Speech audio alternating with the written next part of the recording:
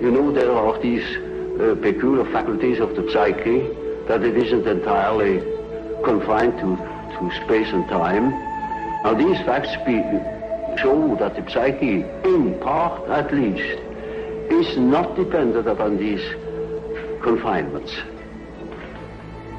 And then what? When the psyche is not under that obligation to live in time and space alone, and obviously it doesn't, and that means a practical continuation of life, of a sort of psychical existence beyond time and space. Only ignorance deny these facts. Do you yourself believe that death is probably the end, or do you believe? Well, I can't say. You see, the word belief is a difficult thing for me. I don't believe. I must have a reason for a certain hypothesis. Either I know a thing, and when I know it, I don't need to believe it.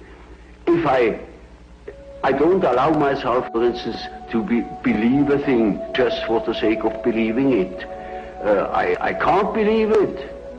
But when there are sufficient reasons for a certain hypothesis, I shall accept these reasons, naturally. Well, now, you told us that we should regard death as being a goal, yes, and that to shrink away from it is to evade life and yes, life purposes. Yes. What advice would you give to people in their later life to enable them to do this, when most of them must in fact believe that death is the end of everything? When he is afraid, when he doesn't look forward, he looks back, he petrifies, he gets stiff and he dies before his time. When he is living on, looking forward to the great adventure that is ahead, then he lives. And that is about what the unconscious is intending to do. Of course, it's quite obvious that we are all going to die, and this is the sad finale of everything.